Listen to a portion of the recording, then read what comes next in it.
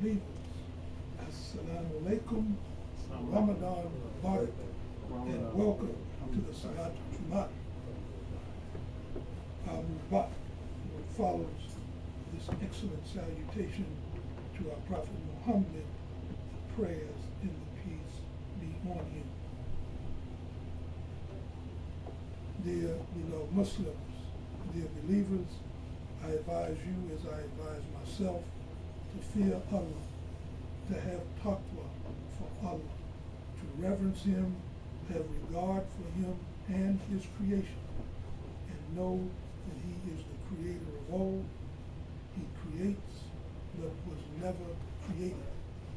We should fear God as He should be feared. We thank Allah, thank God for your presence here at the Salatul Jumat on this glorious day, our first Jumat in the blessed month of Ramadan. We ask Allah to guide our minds in order to reflect on only those things that are good and proper,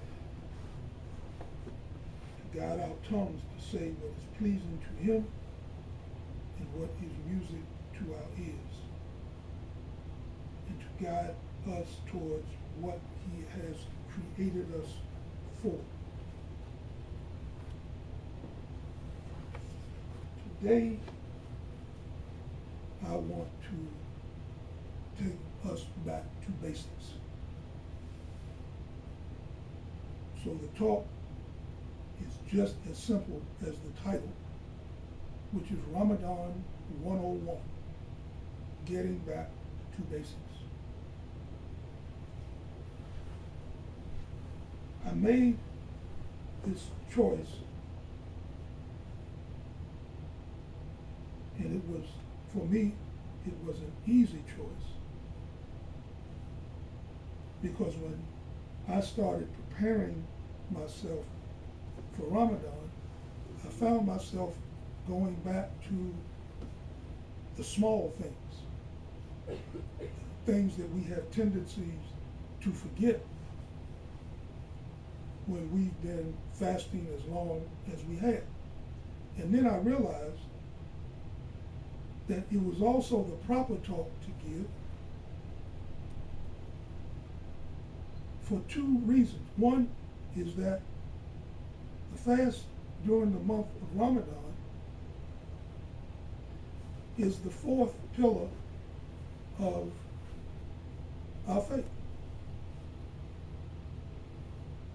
And it's also repeated. Every year, we do the same thing.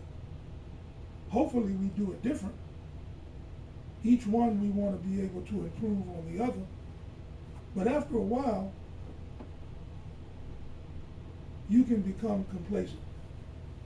And but for the fact that Allah requires us to go through this 29 or 30-day fast,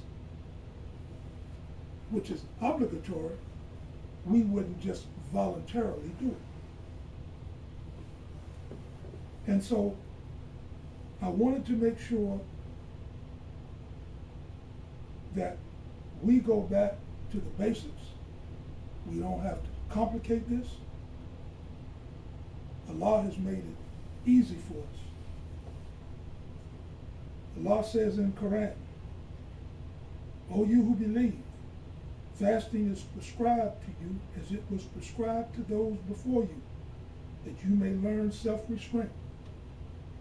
Fasting for a fixed number of days. But if any of you is ill or on a journey, the prescribed number should be made up from days later. For those who can do it with hardship is a ransom, the feeding of one that is indigent.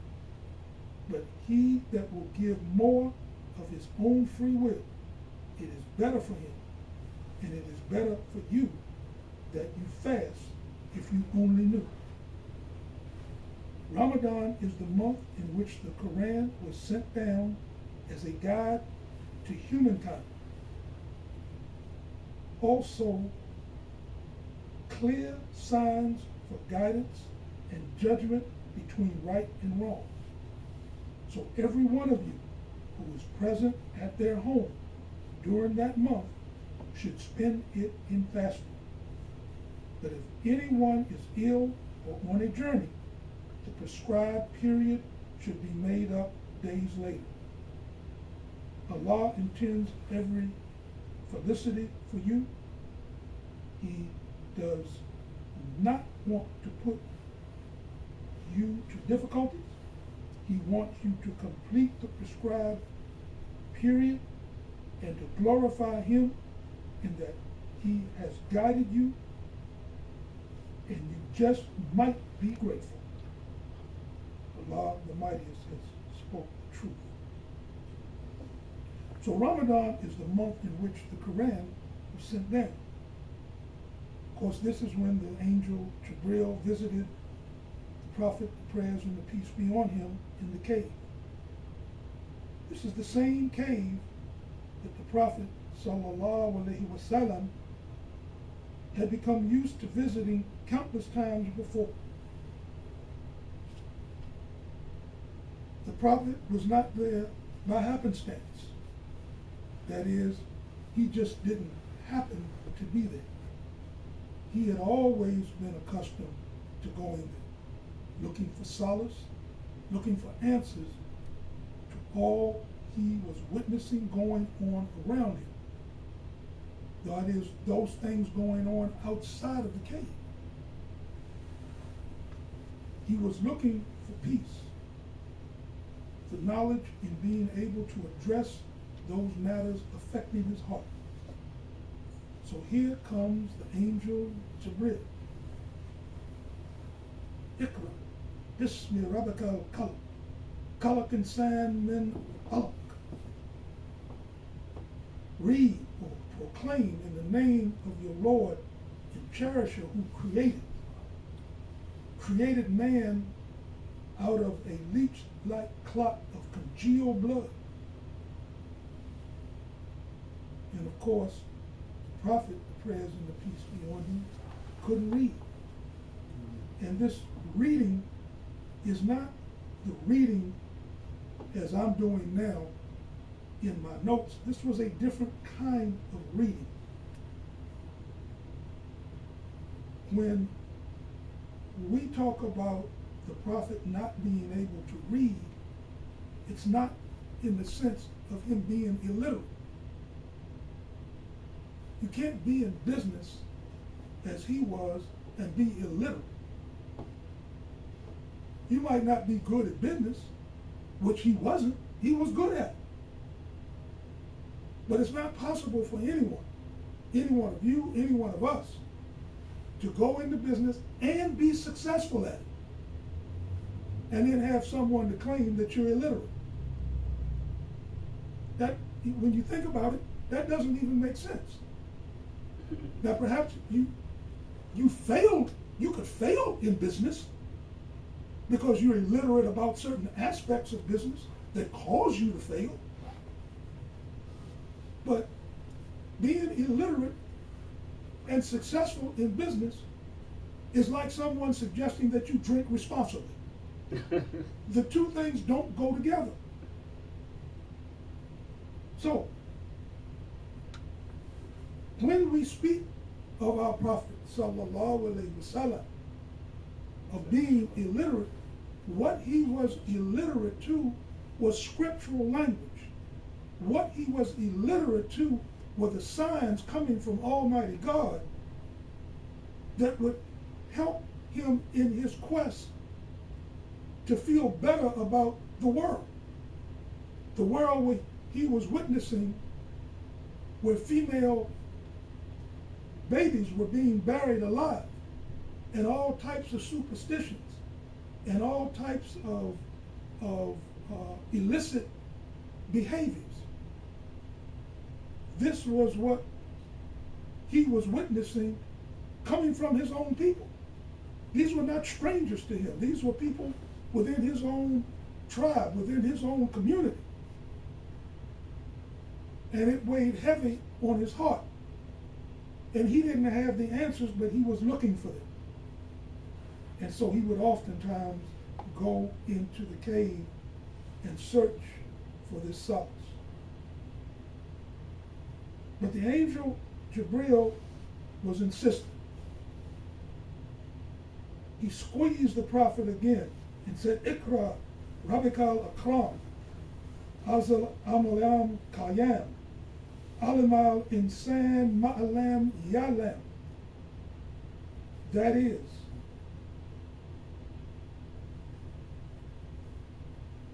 read, or again, proclaim, and your Lord is most bountiful.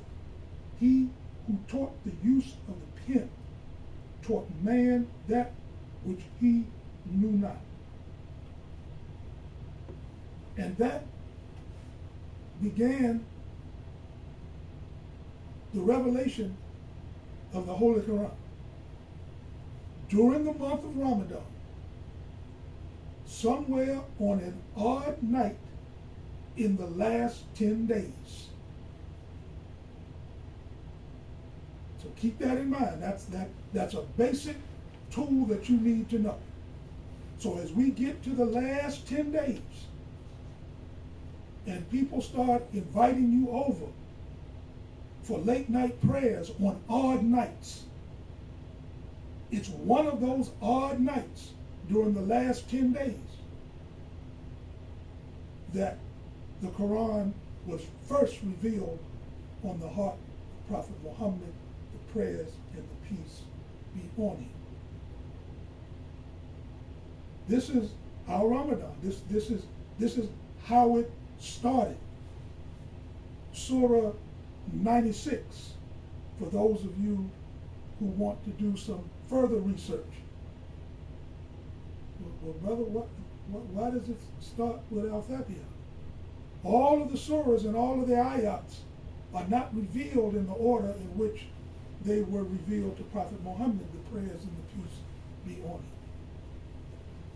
But if you study, you will find out not only when certain surahs are revealed, but you'll also find out why they were revealed.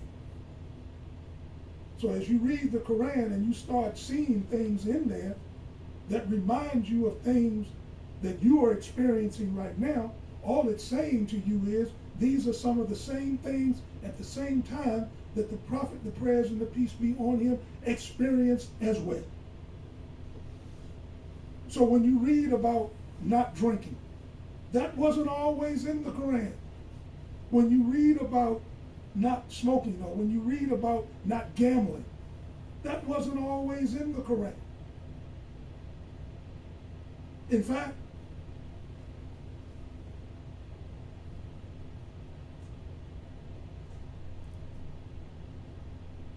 the Prophet ﷺ only celebrated 9 Ramadans. But the Quran was revealed to him over a 25, some say 26-year period. So Ramadan wasn't always in the Muslims' vernacular. It only came towards the end.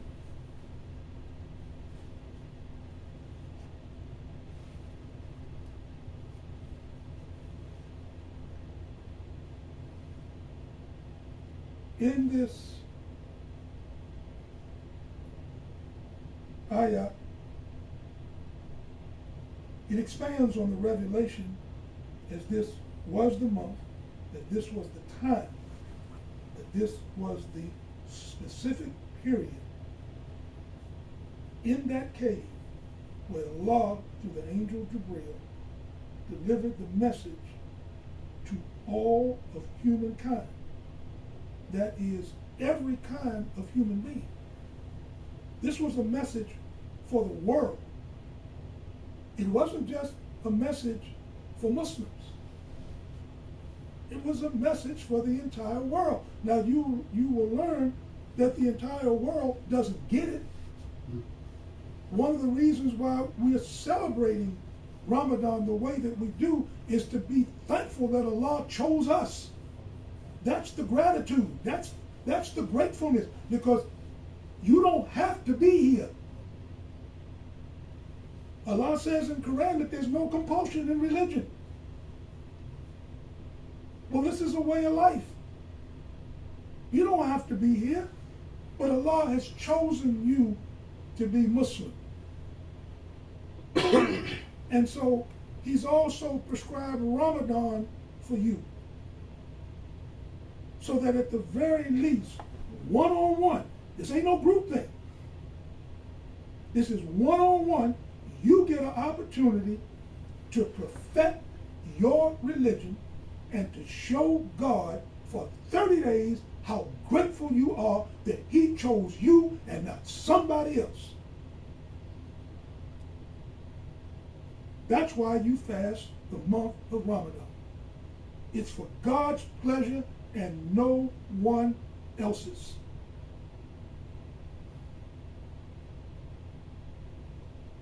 Al-Shahadatain, La ilaha illallah, Muhammadan Rasulullah.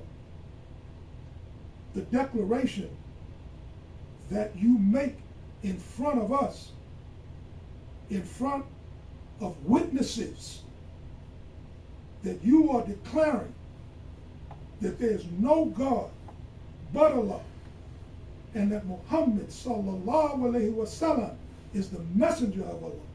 You make that declaration in front of witnesses. You don't go home and look in your bathroom mirror and say La ilaha illallah and then come back and you're a Muslim.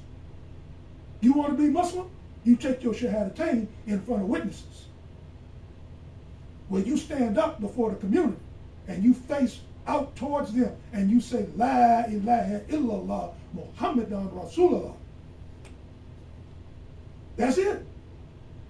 Then you're Muslim for the rest of your life. You took that declaration. But in order for you to take that declaration, Allah made it so that you made the first step to come in here. You couldn't take it out on Good Hope Road. You can't stand over there at 16th and Good Hope and say La ilaha illallah. It doesn't work that way. Then you look at our other pillars. You look at the prayer. You don't do that alone. Sure, sometimes you make salat by yourself, but if you're married, you and your wife make salat. When you come to Jummah, we make salat. It's a group thing. We're encouraged to make as many of our prayers in congregation. So it's a group thing. The same thing applies to zakat. There's a box back there. Now nobody's watching to see what you put in, but for sure, when I go to that box, whether it's the box here where the brothers are, the one where the sisters are, when I see something in there, that was a group thing. Now it's between you and God, but it's still in public. It's still out in the open. In other communities, you may go to the office and give your zakat to the treasurer, and the treasurer gives you a receipt. Or whoever it is in your Muslim community who are keeping the alms, keeping the money. Whoever's doing that, they're a witness to that. And the ultimate witnesses are when you go on the Hajj. Over 1 million people see you at the Hajj, over at the house. But Siam, during the holy month of Ramadan, fasting, nobody has to know you fasting but God and His angels. I don't have a right to ask whether or not you fasted, and it's only under certain circumstances that I can even inform you that I'm fasting. So if I find myself in a situation, for example, where something may appear to me to be getting out of hand, I can just say to you very calmly and quietly, I'm sorry, brother. I'm sorry, sister. I'm fasting during the month of Ramadan and leave it at that and go on about your business. Because you're not trying to be involved in anything that's going to break your fast. Because the whole idea behind fasting is not just you abstaining from eating or drinking or sex. You got to stay away from loud talk, vain talk, gossip, the little petty conversations that all of us have throughout the day. Your focus, your entire focus should be on Almighty God alone for the next 30 days. No radio, no TV. You want to read something? Don't read the newspaper. What do you think, the world is going to all of a sudden become good in the next 30 days and you're going to miss it? Mm-hmm. it's the same hell yesterday as it was today. What are you going to miss? And if you got the cable stuff, they got on demand. So you ain't gonna miss, none of them stupid shows you like watching.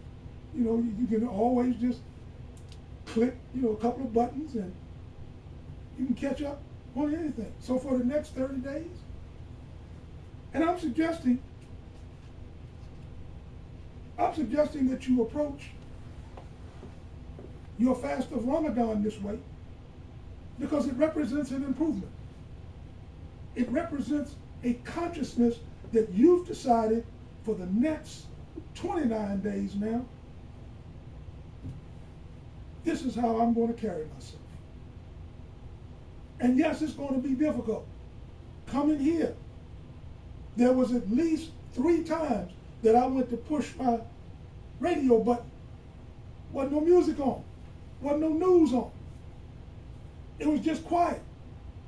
But during those quiet periods, I was reflecting on this talk. I was reflecting on coming to Jummah. I was reflecting on Allah. That's what I needed to be doing. I don't need the distractions. You don't need the distractions. At least not for the next 29 days. Try it. And watch how your life changes. And you may not even have to wait for it long. It's almost, at times it's almost immediate gratification if for no other reason you have the willpower not to turn on that radio, not to turn on that television. And don't complicate your fast. You walk into your mother's house, you walk into your own house, and the kids have the television on. Don't holler at your children. Turn that TV off. It's Ramadan. No. Leave the children alone. This is for you and God. They ain't ready for Ramadan yet. They might not be of age. Don't go tripping. Now you done blew. You done come in the house, hollering at the kids, kick the dog. How come dinner ain't ready? No, man. You missed it. If you get home and there's no meal prepared, how you think a poor man feel?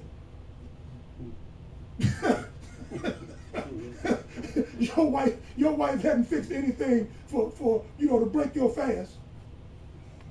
And now you all bent out of shape. Ready to go get a new wife. Or wife ready to go get a new husband. How you think a poor man feel? Don't have no wife. What did he come home to? You need a new perspective.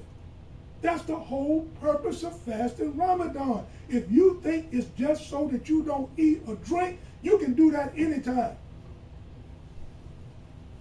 You want to lose weight? Go to Jenny Craig. This ain't no weight loss program. That's not what this is for. This is for reflection on God and nothing else. And it's between you and God. And that's how we need to make sure that we get back to these basics. This is not for you, it's not for your family, it's not for your community of Muslims, either here or around the world. Do you realize how that this world is so out of focus? In the Muslim community,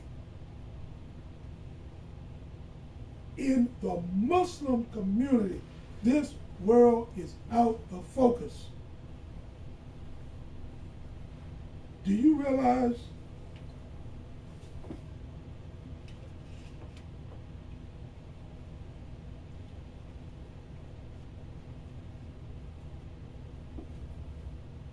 that if the Prophet sallallahu alaihi wasallam was alive today, that he would not know what a Shiite or a Sunni Muslim was? He would not know anything about wasabi. None of that. And read his last khutbah. Read his last khutbah somewhere in the first, maybe the second paragraph. He warned the Muslims about breaking into sects. The very last khutbah he gave before he died, he warned the Muslims about breaking into sects. And what's the first thing they do? Somebody asked me about all these, I don't know anything about them. I do, but I'm not feeding into it. And neither should you. There's only one kind of Muslim. You either obey God or you don't. God says that in the Quran. Atir Allah or atir Rasul. Obey God and obey the messenger. That's it. Short sentence. Don't, what, 4 words? Obey Allah and obey Rasul. That's it. You deviate from that? What are you? I don't know. You can't claim to be a so-called Shiite. You can't claim to be a so-called Sunni. Or any of these other names that you want to proclaim in the name of al-Islam. Why? Because Prophet Muhammad, the prayers and the peace be on him, he don't recognize that.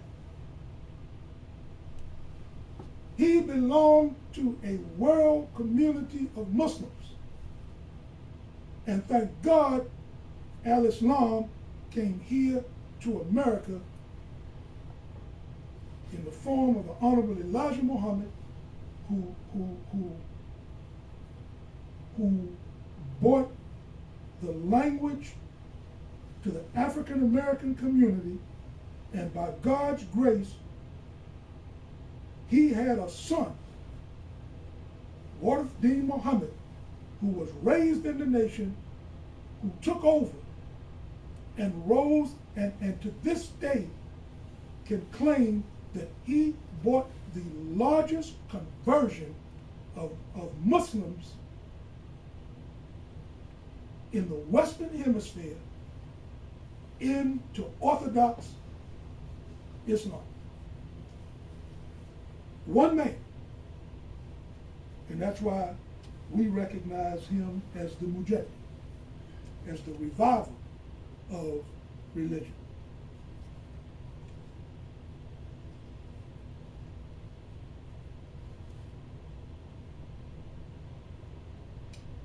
Prophet Muhammad sallallahu alaihi wasallam, it is narrated by Abu Hurairah that Allah's apostle said, when the month of Ramadan starts, the gates of heaven are open and the gates of hell are closed, and the devils are chained.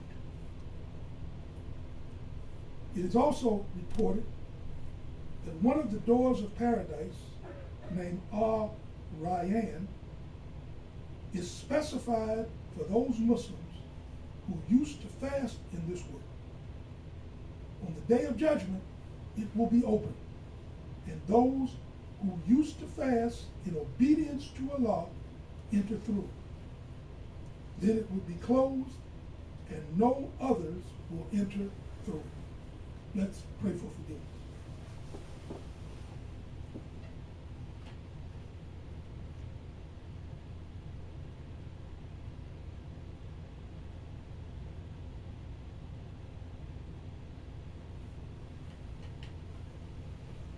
Alhamdulillah. Alhamdulillahi Rabbil Alameen. Ashhadu an la ilaha illallah wahdahu la sharika lahu. Wa ashhadu anna Muhammadan Rasul sallallahu alayhi wa sallam.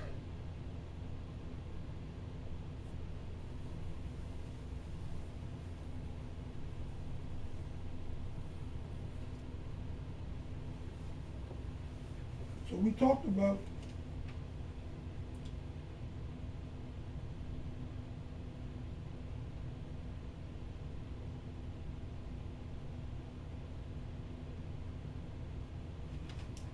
okay, so we covered all of that. This is what happens when you write something out and you don't pay any attention to your own notes. All right, so this is the month in which we are going to, or you should, anticipate receiving rewards and blessings from Almighty God alone. As I think has been expressed to you before, the 10 days that we are in now, Allah extends to each and every one of us who has made their intentions known. He extends His mercy to us. The next 10 days, He will extend His forgiveness to us. And those last 10 days,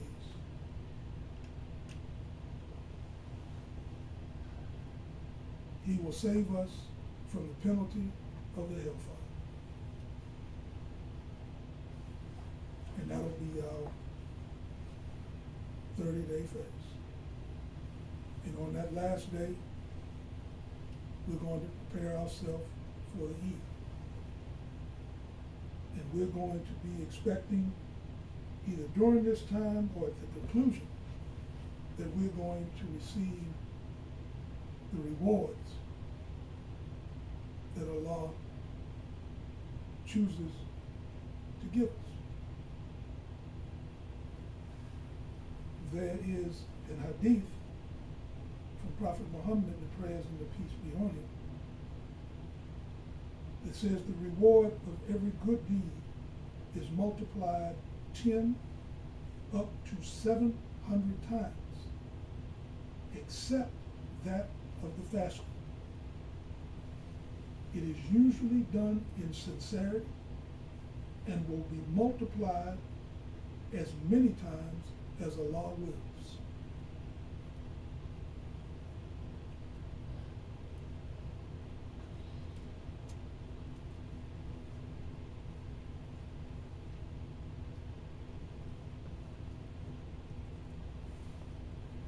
I think it's also important to note, since we are back on Ramadan 101, fasting is not obligatory on every person.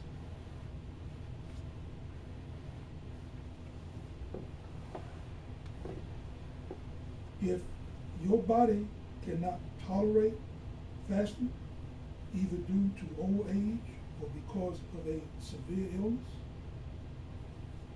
there is no obligation on you to fast.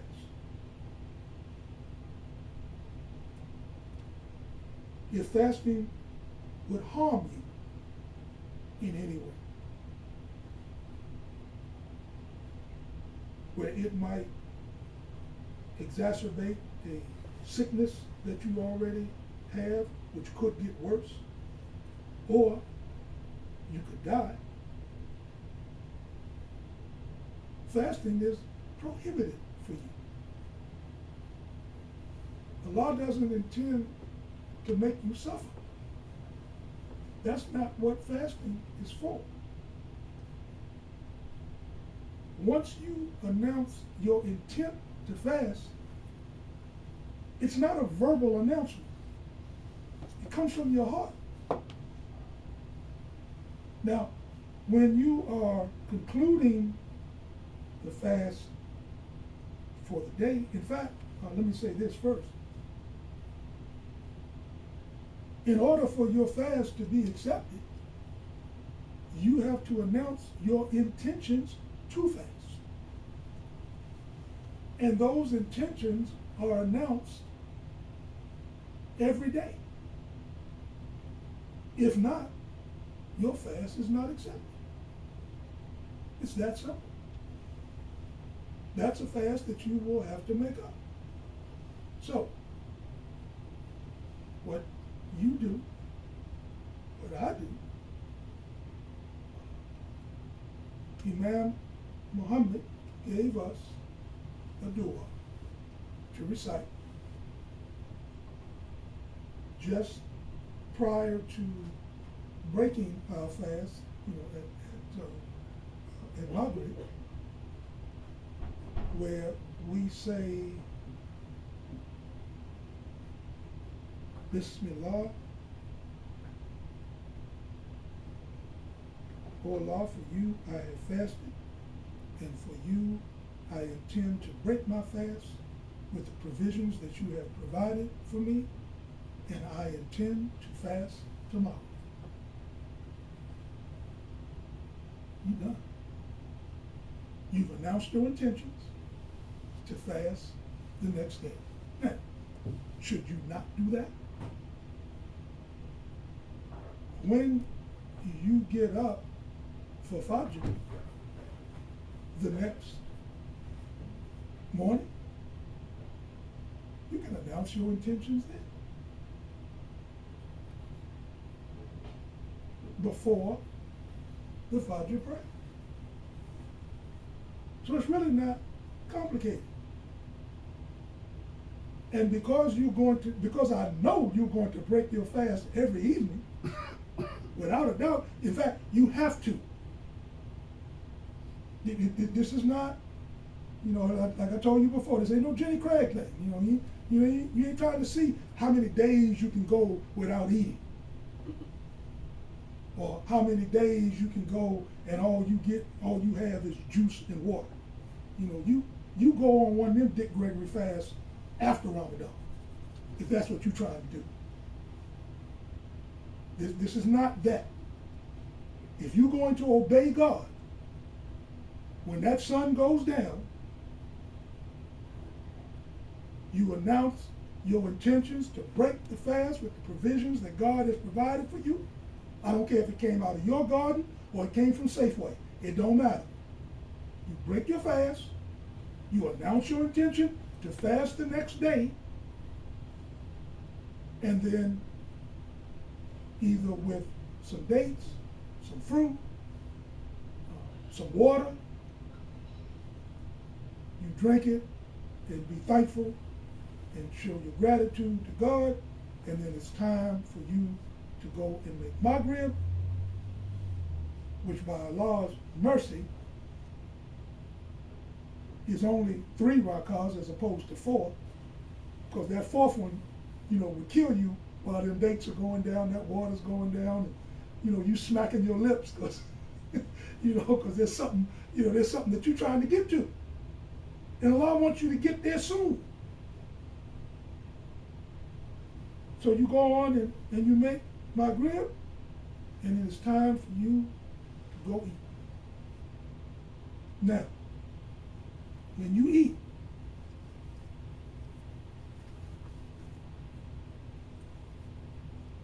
you don't eat as if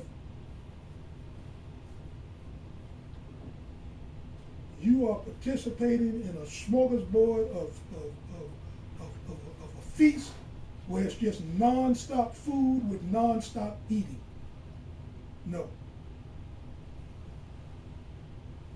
If you're accustomed, I'm just going to use this as an example, If your normal, let's say your normal breakfast, when you get up in the morning, you may have 3 sausages, 3 eggs, a couple pieces of toast, some juice and coffee. During this month, your sahur, that early morning meal, it only may be some dates, fruit, and water. Or if you require more sustenance because of the nature of the work that you do, cut back. Have 1 sausage, 1 piece of toast, 1 egg, some water, especially this time of year. The more water you drink, the better you're going to get through this Ramadan. Basic stuff. Now, some of you may have heard this. Some of you may not know it. Some of you may be thinking, I already know that. All I'm here to do is to remind you, to let you know that this is not complicated. That God doesn't intend to cause any hardship on you. So for those of you who find yourself working at strenuous type jobs where you could become dehydrated, pass out, and, get a fever or some other kind of complication that may put you, on death's bed, drink some water. Don't be foolish. If you've announced your intentions to fast, God knows what kind of work you're doing. He knows you're about to pass out. He knows you need some drink. And if you read and study your Quran, you'll also know that it's all right. Remember when they were about to cross the river? And the believers were told that the only ones that were going with us are those who didn't drink any water. But then it says a mere sip of the hand was okay. I'm not asking, you ain't got to go out and get no whole gallon, but you need just enough to what country folks say, just to wet your whistle. Because your mouth is so dry that can't nothing even come out of it. And when I say that, I'm telling you, it might not be any more than just a cap full of water. Something to be able to pass. That does not nullify your fast. Now, if you're a file clerk, that don't apply to you. You working in the confines of an air-conditioned office, I'm not talking to you. I'm talking to people who are out there laying asphalt in 90-degree heat with a machine, operating a machine that makes the temperature rise up to 150, 160 degrees. That's the people I'm talking to. You're doing strenuous kind of work where you're always around moving. Maybe you're a UPS driver or FedEx driver, delivering packages, and you're always running up and down steps, up and down elevators, moving packages around, and you trying to fast too.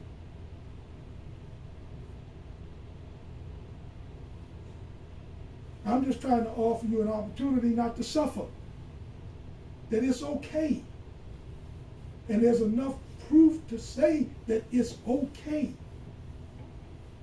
So it's not like I'm steering you in the wrong direction. Even the ones who do not fast because of old age or an illness, he or she is not hopeful to be cured of. Not only do they not have to fast, they don't even have to make up those days. Basic stuff. And when you think about it, that's common sense. If you've got a serious illness, now what I'm hoping is whatever that illness is, what it is you've been eating ain't contributing to making you sick. But that's another story. That we'll save that for Talib. Fasting is not obligatory. on a menstruating woman, or on the woman who is in her postpartum bleeding, that is after she's delivered, a baby. It's unlawful for them to fast. Now they do have to make them up. So that's a difference. Those days do have to be made up. This also applies to a pregnant woman who is not allowed to fast if she fears that the fasting is going to harm the baby. The life that she's carrying in her womb. It also applies to a woman who is breastfeeding. Now, some of you brothers may not know this, but in order for a woman to be able to produce milk in her breast, she got to drink water. How are you going to do that if you fast? Well, you got a newborn that God has blessed you with, and you breastfeed. Now Ramadan comes, so what, you going to stop breastfeeding? That don't make no sense. And if you know if you know anything about breastfeeding, when you start producing milk and that baby ain't giving it fast enough, man, the pain that women go through, they become what I think is called engorged. I mean, it's just so much milk in the breast. I mean, it's got to get out. So you don't want to put yourself in a posture where you're endangering your health or the health of your baby.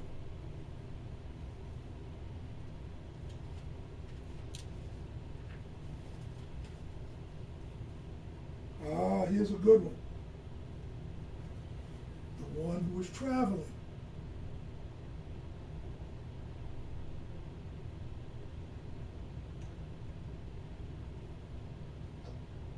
Allah says in Quran,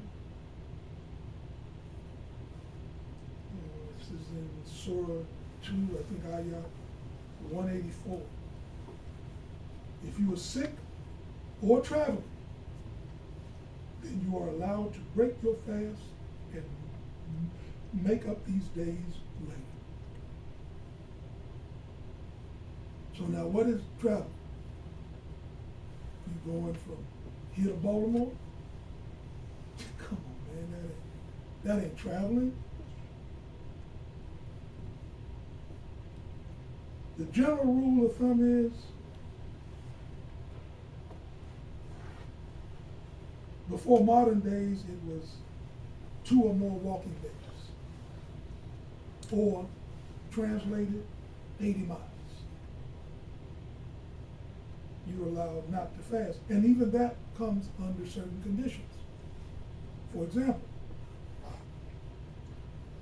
you may be traveling to New York, which is 225 miles from Washington, D.C. Well, if you're traveling on a plane, you can get there in 45 minutes? So what it is depending on is not necessarily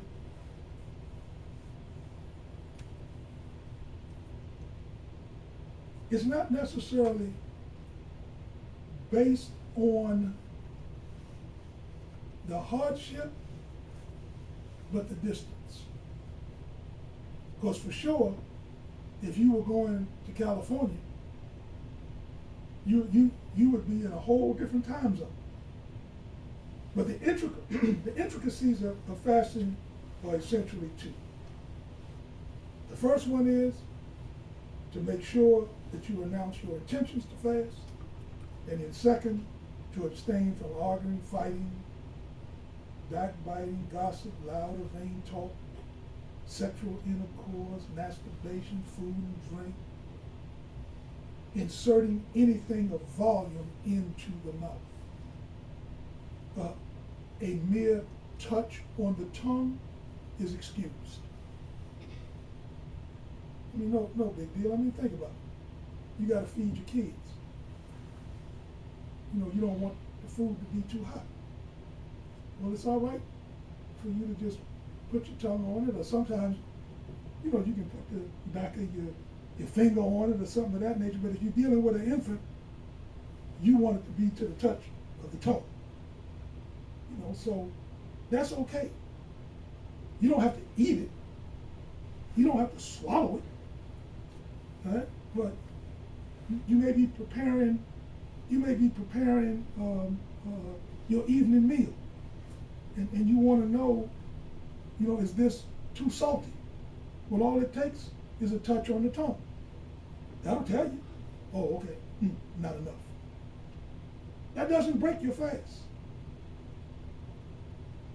You can still go ahead and fast and keep preparing the meal. You haven't lost anything.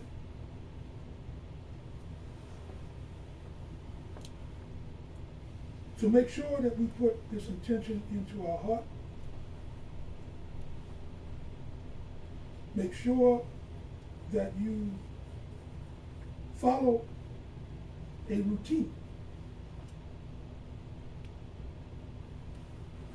so that, particularly right about now, because we are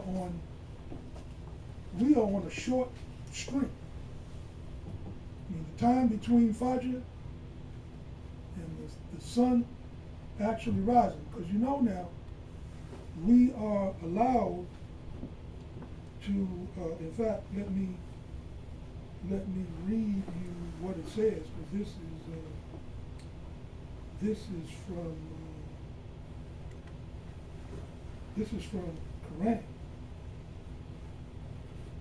And eat and drink until the white thread of dawn appear to you distinct from its black thread. Then complete your fast till the night appears. So if you look and you see that sunrise is at, let's say, right about now, somewhere around 5:40-ish or so, you should be finished your Fajr prayer, and you should be finished your early morning meal at least an hour, no more than, don't go more than 45 minutes. 45 minutes to an hour. An hour would be best before the actual rise of the sun, when you're able to start to see the difference between the dark and the light. And if you ever, if you just stick your head out the window and just look to the east early in the morning, you'll start to see the differentiation between the darkness and the light. And by 5:42, you'll be able to see the sun. By then, you want to be done at least an hour before that. So that's why I'm saying you're on a short leash. You ain't gonna be able to be up all night in prayers and reading, and then have to be up, about 4 something for Fajr. So when I say you want a tight leash, man, there ain't but an hour and 45 minutes between Fajr and the sun actually coming up. You got a whole lot to do in that little bit of time. So ain't gonna be no whole lot of time to be fixing no big meals and no, ain't no time for that. But it's okay. It's okay. Because God doesn't want any difficulty on you. And there are enough examples. There are enough examples if you study your religion. There are enough examples when the Prophet himself, the prayers and the peace be on him, got up late. He didn't get up on time all the time. He got up late. Now, if that happened to the prophet of God, what do you think? And he's been guaranteed paradise. What? Where's the difference with you? You low man on the totem pole. God already knows you're going to get up late.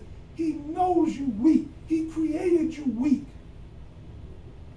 But in his mercy, he don't want no difficulty on you. So you announced your intentions the night before. You blew. You got up late. Take Siam.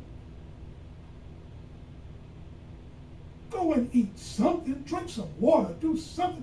Don't make it difficult on yourself, walking around all day long, head all hung down because you done blew. No. You done blew because you ain't studied your religion enough to know what to do when you do blow. That's why I call this Basics 101. This is Ramadan 101, getting back to basics.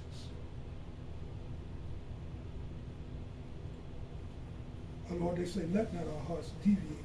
Now, after you have guided us, and grant us mercy from your presence, for you have granted bounties without measure. Amen. Our Lord, give us good in this world, good in the afterlife, and defend us from the torment of the fire. Amen. Keep us alive.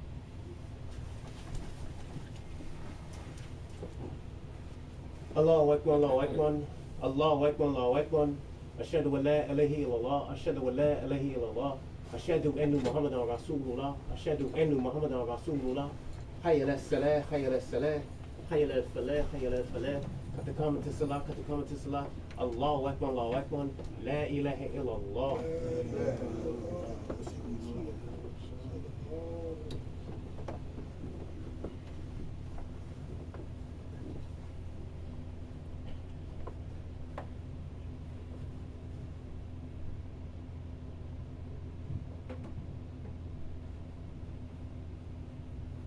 Allahu Akbar. Allahu Akbar.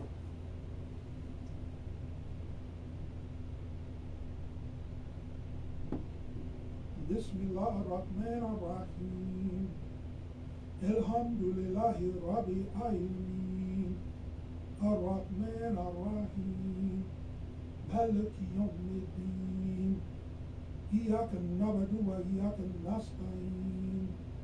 اهدنا الصراط المستقيم صراط الذين أنعمت عليهم غير المغضوب عليهم ولا الضالين. آمين. اقرأ باسم ربك القلم خلق الإنسان من علق. اقرأ ربك الأكرم عزيز علم الكلام. علم الإنسان ما لم يعلم. الله أكبر. سمع الله لمن حمده. الله أكبر.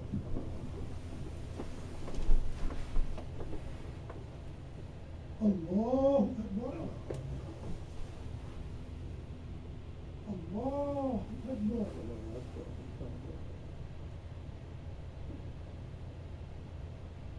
الله أكبر. بسم الله الرحمن الرحيم. الحمد لله رب العالمين. الرحمن الرحيم. مالك يوم الدين. إياك نعبد وإياك نستعين. اهدنا الصراط المستقيم صراط الذين أنعمت عليهم غير المغضوب عليهم ولا الضالين.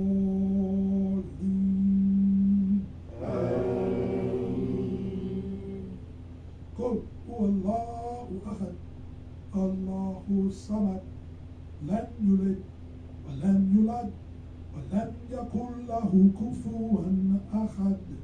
الله أكبر. سمع الله لمن حمده. الله أكبر.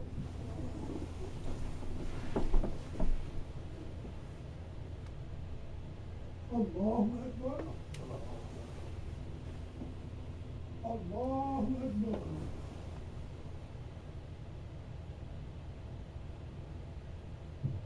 الله أكبر.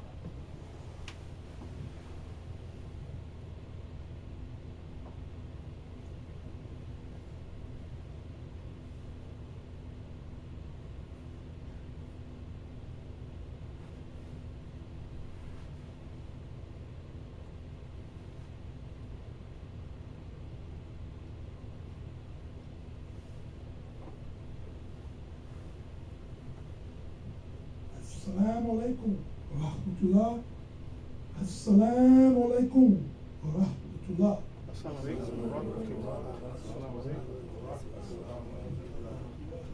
Takbir. Allahu Akbar. Do it. Yes, sir. Yeah. One announcement. Oh, we do have dates out there. They are we have $5 bags and $10 bags. Thank you, brother, for that good box. Assalamu alaikum, dear brothers and sisters. Ramadan Mubarak. Look, just give me